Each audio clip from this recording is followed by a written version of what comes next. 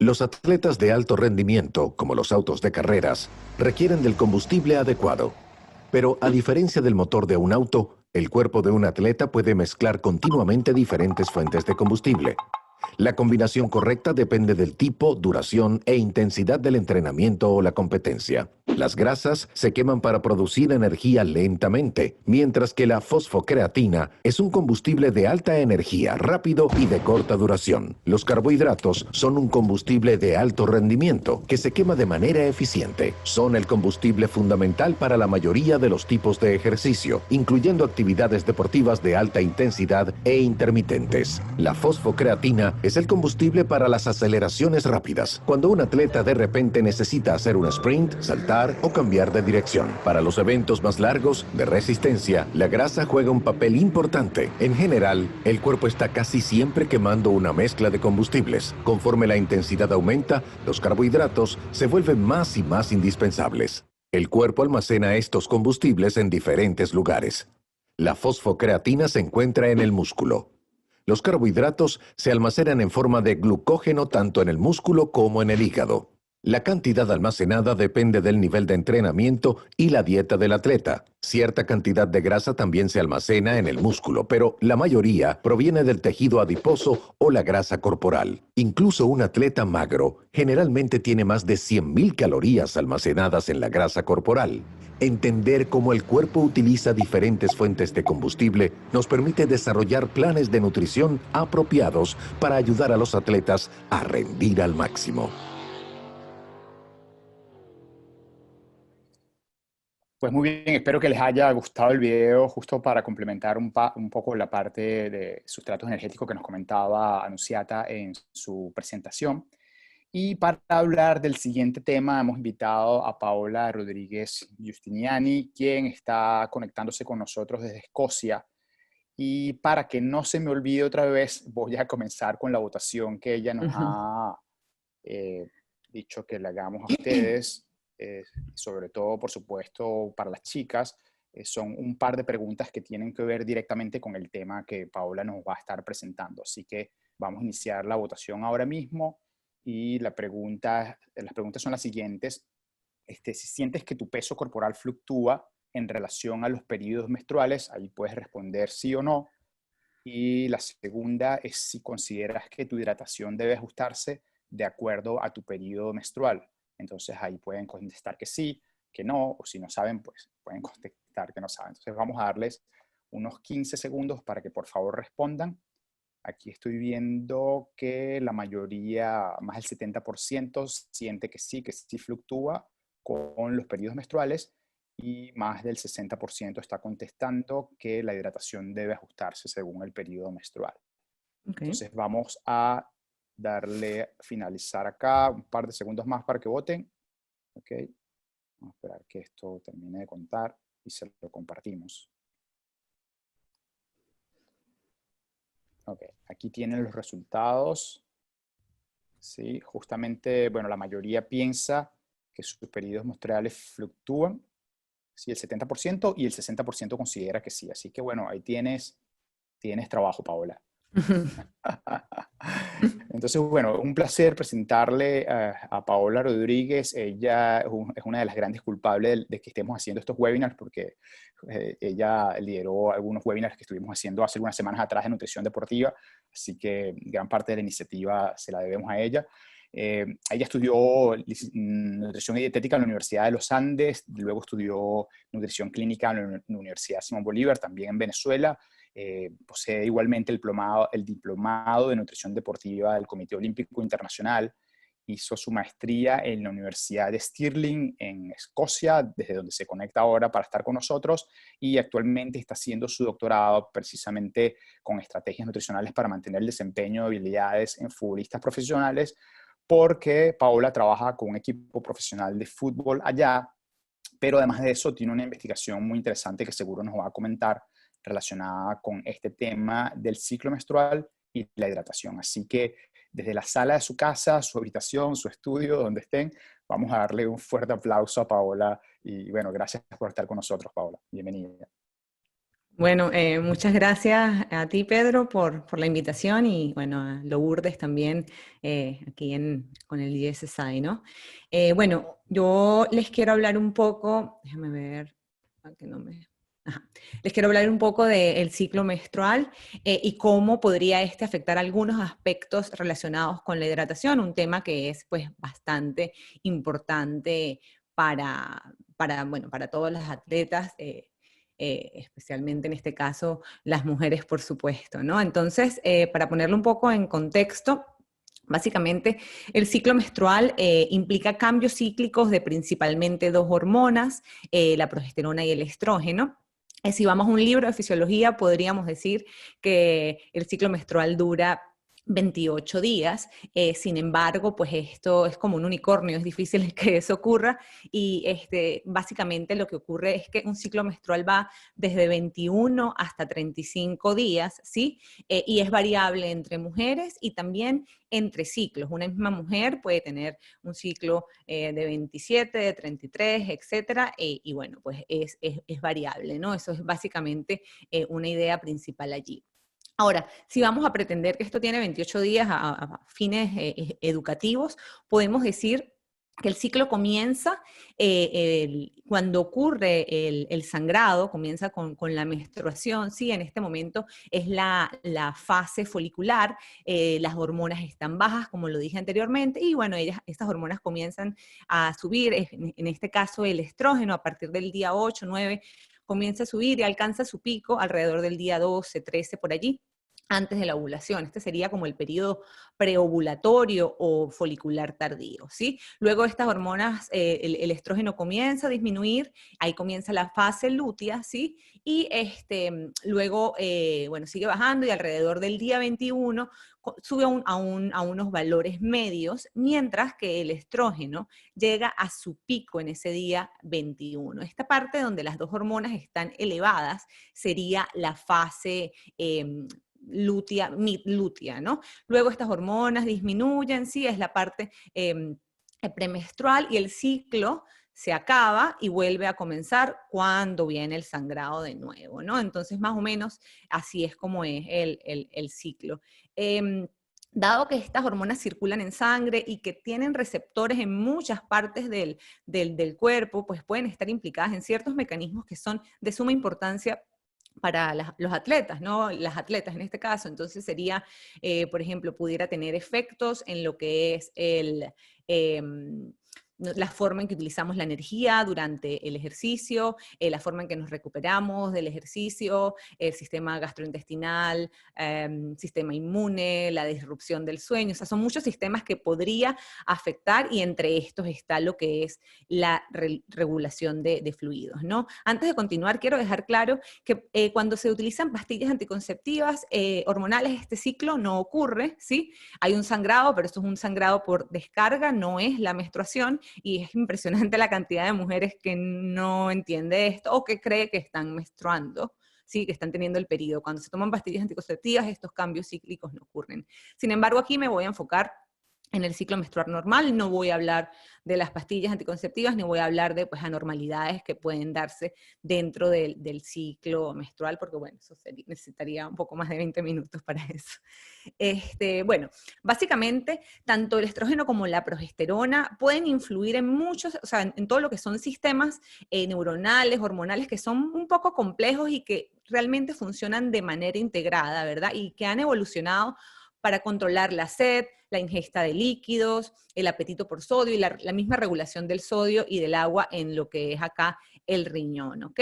Esta variación de las hormonas sexuales de las que hablé, que ocurre durante el ciclo, está relacionada con más bien cambios en puntos de ajuste o en umbrales, ¿sí? Para lo que es la síntesis, liberación y la actividad de estas hormonas que regulan el volumen de fluidos en el cuerpo, como la ABP o la arginina vasopresina, que es la que generalmente denominamos hormona antidiurética, ¿sí? Entonces se ha sugerido que esos cambios que que ocurren en esos puntos de ajuste umbrales realmente no llegan a tener como una excesiva, ¿cómo te digo? Como una excesiva consecuencia en lo que es la excreción o la retención de líquidos, sino que más bien como que de alguna forma cambian la dinámica de fluidos entre el agua que está dentro de la célula y el agua que está fuera de la célula, y eso podría tener algunas implicaciones en ciertos sistemas corporales. Sin embargo, pues la fisiología es algo muy importante de entender, pero hay que ver si estos efectos a nivel celular podrían llegar a tener un efecto más sistémico, ¿no? Que se evidencie en el rendimiento, por decirlo de algún modo. Entonces, en esta siguiente lámina, pues básicamente les quiero destacar la relación entre algunos perfiles hormonales de estas dos fases, ¿sí? Y relacionarlos un poco con lo que ocurre cuando nos deshidratamos, ¿ok? Por ejemplo, en el caso del estrógeno, ¿sí? El estrógeno se caracteriza, ¿ok? Por estimular la síntesis de la hormona antidiurética, y esto va a llevar a retención de fluidos. También cuando nos estamos deshidratando, ¿ok? Ocurre un aumento de la osmolaridad del plasma, y esto también hace que se sintetice o se produzca más hormona antidiurética, y esto lleva a la retención de fluidos. Entonces ahí ven cómo hay partes en las que se relaciona, y por eso hay que ver qué es lo que ocurre. También quiero dejar claro algo muy interesante que quizás voy a hablar un poco más a fondo más adelante, es que la progesterona, esta hormona que está acá, tiene algunas acciones que contrarrestan acciones del estrógeno, y el estrógeno también contrarresta acciones de la progesterona. Entonces esta fase lútea, ¿verdad? La fase media lútea es bastante complicada de entender también. Hay que tomar en cuenta que pues las investigaciones a veces dicen los efectos del estrógeno, los efectos de la progesterona, pero no toman en cuenta como la relación que se da durante el ciclo menstrual. Todas las mujeres somos muy variables, tenemos concentraciones de hormonas distintas. También hay que ver la relación que hay entre la concentración de estrógeno y progesterona y los efectos que van a tener. Por ejemplo, no todas las mujeres sufren de síndrome premenstrual, unas sí, otras no. Entonces, la verdad es que esto es bastante personalizado o individualizado, ¿no? Los efectos que van a tener. Sabemos que la deshidratación, sabemos que afecta el rendimiento en deportes de resistencia, y básicamente pues esta disminución del volumen sanguíneo asociado con esta pérdida de líquido que hay durante el ejercicio prolongado es lo que lleva a esa disminución del rendimiento. Entonces, para continuar, sabemos que, bueno, que la deshidratación afecta el rendimiento en deportes de resistencia, y si nos vamos a esta próxima lámina, gracias a Dios que ya pasó, sabemos que el ejercicio en calor, ¿verdad? Pues la deshidratación puede ser peor en unas condiciones en donde estamos ejercitándonos en el calor. ¿Por qué? Porque hay una disrupción de todo lo que es el flujo sanguíneo al músculo, así como de la disipación del calor a través de la piel. Toda esta situación que ocurre en el ejercicio del calor ha llevado a considerar a la deshidratación como uno de los factores de riesgo en lo que es la enfermedad, ¿no? O el golpe de calor, la enfermedad por calor o el golpe de calor, que es una situación pues que realmente puede llevar incluso hasta la muerte, ¿no? Y bueno, es una condición que tenemos que pues tener mucho cuidado con ella. Ahora, también hemos visto que la fase del ciclo menstrual, ¿ok? La fase del ciclo menstrual ha estado relacionada, o se han visto en algunos estudios, o sea, que se ha asociado con variaciones o con disminución del rendimiento, diferentes formas del rendimiento deportivo. Sin embargo, pues los reportes de todo esto son bastante conflictivos. Algunos estudios dicen que sí, otros dicen que no. Y en esencia, pues en ninguno de estos estudios se ha tomado a la hidratación como uno de estos factores, ¿sí? O sea, como que no hay estudios que hayan realmente medido el impacto del ciclo menstrual sobre el rendimiento deportivo en función del estado de hidratación. Entonces, pues bueno, es una cuestión que sería interesante a investigar.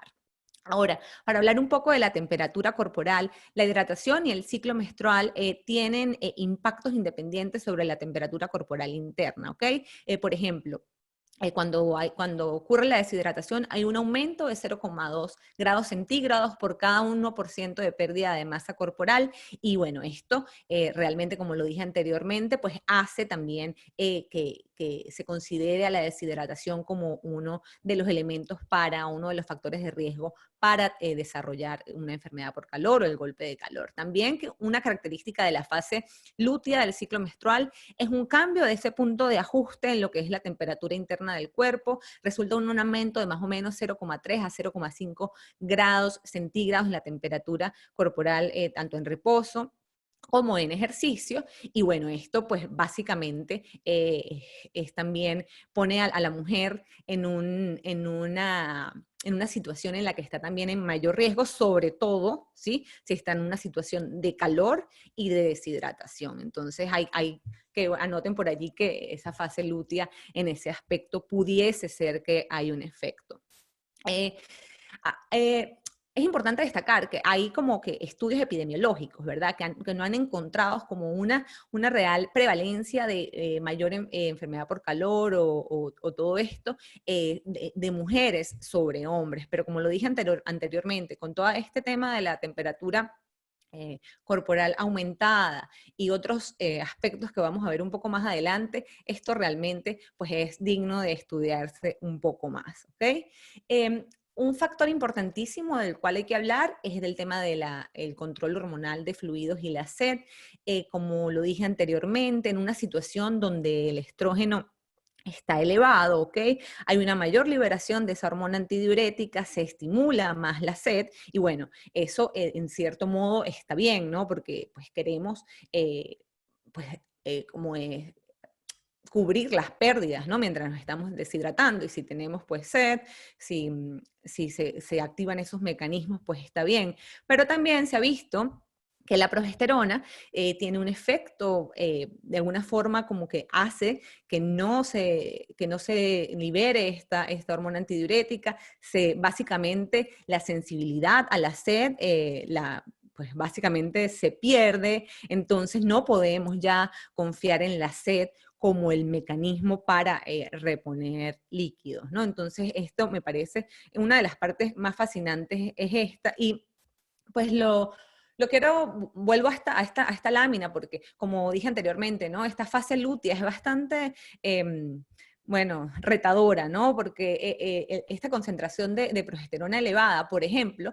tiene efectos, ¿sí? Directos sobre la producción de aldosterona. Esta aldosterona básicamente lo que hace es que se reabsorba más sodio en los riñones y por ende se retengan líquidos. Sin embargo, ¿verdad? A pesar de que este mecanismo está explicado, a nivel del riñón hay como unos receptores para la progesterona y para la aldosterona. Y hay como una pelea, es el mismo receptor. Y básicamente la progesterona gana, ¿sí? Y lo que realmente se ve es que cuando estamos en esa fase lútea, hay una excreción mayor de sodio. Entonces tomen en cuenta que tenemos una mayor excreción de sodio, tenemos una menor sensibilidad en la sed. Entonces pareciera, ¿verdad? Pareciera que esta fase lútea tardía, cuando las dos hormonas están altas, es la más problemática, la temperatura corporal está elevada, la tolerancia al calor está disminuida, la sed está disminuida, hay mayor excreción de sodio, se suda más, pero se comienza a sudar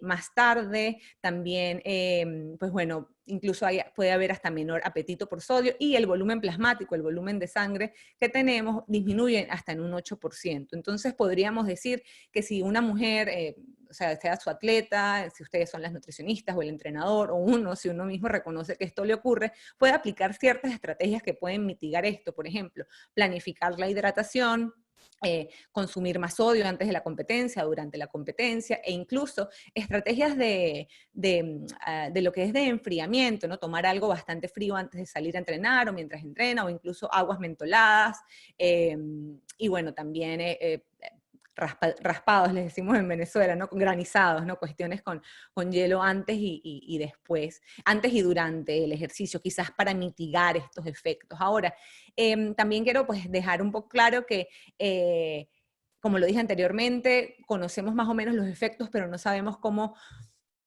o sea, pudiese ser que hay variabilidades en cómo la secretamos en la relación progesterona-estrógeno, estrógeno-progesterona, quizás puede que, que estas cosas ocurran con mayor o con menor magnitud, de modo que esto no está escrito en piedra y como dije, son cuestiones fisiológicas que ocurren, pero tenemos que ir a la investigación a ver si realmente pues, los efectos son sistémicos y marcan una diferencia. Otra cuestión que es importante hablar es de los cambios de humor. Estamos claros, ¿verdad?, que el ciclo menstrual tiene un gran efecto sobre los cambios de humor en la mujer, pero la deshidratación también, esto se ha notado en deshidratación leve, ¿sí? Entonces sería interesante ver cómo estas dos, ¿verdad?, se podrían relacionar e incluso hacer que esto sea aún peor, ¿ok?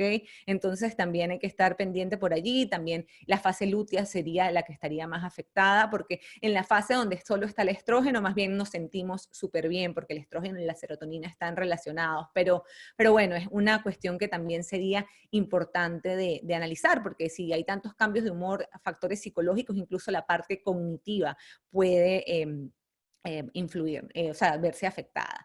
Ahora, acá en esta lámina, pues pongo más o menos las tres fases de las que he hablado, también pues los perfiles hormonales, cómo son, y algunas de las acciones. No dejen de, siempre lo voy a repetir, el tema de la variabilidad, pues esto depende de la mujer y de que, pues, de otros factores, como puede ser la relación entre estrógeno y progesterona, y recuerden que la acción de una puede contrarrestar la acción de la otra, ¿ok? Ahora, quiero hablar rápidamente de agentes hiperhidratantes. Los agentes hiperhidratantes pues, son suplementos que pueden provocar retención de agua y aumentar pues, el volumen plasmático, reduciendo el riesgo de deshidratarse durante el ejercicio en calor. Uno de los más comunes es el sodio, ¿sí? Y realmente se ha visto que en la fase lútea, donde tenemos un menor volumen plasmático y tenemos una mayor excreción de sodio y no nos da sed, etcétera, pues se ha visto que el sodio puede ser de gran ayuda. Hay estudios en donde han comparado el consumo de sodio en diferentes fases del ciclo menstrual y la fase lútea, las personas en la fase lútea fueron las más beneficiadas, ¿ok? Entonces por allí. El glicerol es otro agente hiperhidratante, tiene acciones osmóticas que hacen que se retenga más fluidos y se ha demostrado que ha aumentado el rendimiento en deportes, donde uno se expone al calor. Sin embargo, pues desconocemos los efectos que pueda tener la fase lútea acá y creemos que la progesterona pudiera impactar la forma en la que el glicerol hace su efecto. Entonces los investigadores ya tendrían que ir un poco más allá y ver eso, ¿ok? La hiponatremia es una condición bastante grave, no es tan común, pero ocurre, en donde el sodio se diluye en sangre y puede llevar a condiciones críticas, incluso hasta la muerte si no es tratada eficientemente. Los síntomas pueden comenzar cuando se termina de entrenar, e incluso entrenar o la carrera, o incluso 24 horas después, y está asociado a tiempos de entrenamiento o carreras largos, ¿sí?, en los que se consume demasiado líquido. Entonces el sodio como que se diluye en la sangre, ¿sí? Se ha visto, o en algún momento se creía que las mujeres tenían más predisposición a la hiponatremia, bueno, básicamente porque eran más pequeñas, somos más pequeñas, porque somos más lentas, y entonces estamos más tiempo en la carrera y consumimos más líquidos. Sin embargo, luego se han hecho otros estudios y han ajustado esos factores y no se ha visto mayor diferencia. En este mundo de la hiponatremia, y cuando salen las recomendaciones, mucha gente que está estudiando la hiponatremia habla de beber a la sed, de no planificar la hidratación y todo esto, pero esto tiene que ser tomado con mucha cautela. También hay una diferencia entre beber a la sed y beber a libre demanda, ¿sí? Una cosa es la sed y una cosa es solo beber cuando te dé sed, que es algo muy subjetivo, y la otra es que la bebida esté disponible y tú la agarres, ¿no? Entonces, bueno, y hay varias cosas que quizás en la próxima charla, en el próximo ciclo de conferencias se hable, pero es importante pues tenerlo en cuenta. Y aquí voy con el tema de que el ciclo menstrual no se ha estudiado en esto, ya vimos las fluctuaciones en la C, vimos que hay mayor retención de líquidos, hay mayor excreción de sodio, entonces quizás hay un riesgo de hiponatremia según la fase, habría que verlo. Las investigaciones en hiponatremia son bastante complicadas de hacer, pero bueno, es una condición que está allí. Un poquito del ciclo menstrual y rehidratación, y aquí es donde les quiero hablar del estudio que hice en mi maestría con la el mismo asesor, el mismo tutor de mi doctorado fue el tutor de mi maestría, el doctor Stuart Galloway, y básicamente lo que nosotros hicimos fue ver las influencias de estos diferentes fases del ciclo menstrual, de esa en la que el estrógeno está elevado nada más y de la otra en la que el estrógeno y la progesterona están elevados, sobre la rehidratación, sobre la forma en que nos rehidratamos. Había un solo estudio muy, muy viejo de los años 90 y bueno, nosotros hicimos con unos pocos métodos cambiados, o sea, realmente vimos que las mujeres estuvieran en la fase que tenían que estar mediante exámenes de sangre y toda una serie de cosas metodológicas que lo hicieron bastante fuerte. Y bueno, básicamente lo que hicimos fue deshidratar a esas mujeres a una pérdida del 2% del peso corporal, luego las recuperamos con 100% de los fluidos y por 3 horas medimos varias cosas, balance de fluidos, balance de electrolitos, sed, osmolalidad de la orina, muchas cosas, y la verdad no encontramos diferencias significativas en nada. Y bueno, básicamente pues concluimos que se podrían incluir mujeres en este tipo de estudios, porque en ningún estudio que tú veías de rehidratación encontrabas a mujeres. Y hicimos este estudio y de verdad que luego de esto, este tema me fascinó. Empecé también a ver cosas que me han pasado. Por ejemplo, en un maratón sufrí de hiponatremia y fue horrible. Veía, hasta aluciné, una cosa terrible. Pero bueno, básicamente pues me hace preguntarme cómo reaccionamos nosotras a todo, si es igual que los hombres. Por ejemplo, me pongo en el lugar de estas mujeres en el campeonato de atletismo en Doha, esta carrera a 33 grados centígrados, 80% de humedad, una masacre realmente, y bueno, generalmente los protocolos para como aclimatarse al calor probablemente sean los mismos que usan los hombres, y tiene sentido, si realmente no somos hombres, ¿no? No somos hombres más pequeños, como dicen por allí. Hace 5 años estábamos muy preocupados, no había mujeres en los estudios, básicamente la mayoría de los estudios de nutrición deportiva son con hombres blancos de 18 a 25 años, ¿no? Entonces, pues bueno, el paradigma ha ido cambiando, reconocemos que es difícil, no es difícil, sino toma más tiempo hacer estudios en mujeres, pero hay que seguir haciéndolos, y ahora hay bastantes cuestiones, bueno, muchas iniciativas que aplaudo realmente, incluso hasta de organismos oficiales, hay aplicaciones, etcétera, y todo esto está muy bien, pero hay que ir con cautela. ¿Por qué? Porque, por ejemplo, los libros son opiniones, ¿ok? Entonces hay que ir a la referencia y leer qué es lo que dicen los reales estudios.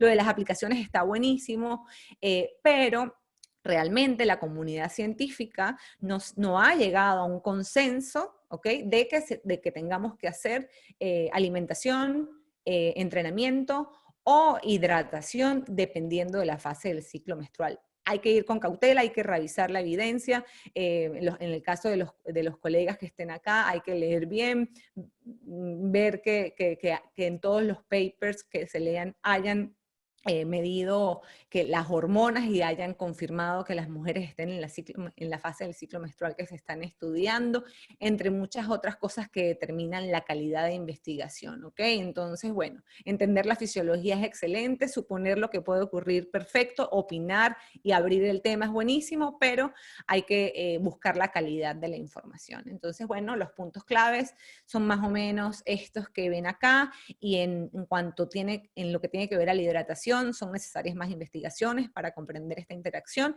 pero estoy muy contenta de que las investigaciones se están dando y estamos progresando en esta área. Y por último, pues todas somos distintas, y básicamente pues eso es lo que tenemos que ver con nosotras mismas y cuando trabajamos con las atletas que vienen a nuestra ayuda. Muchas gracias.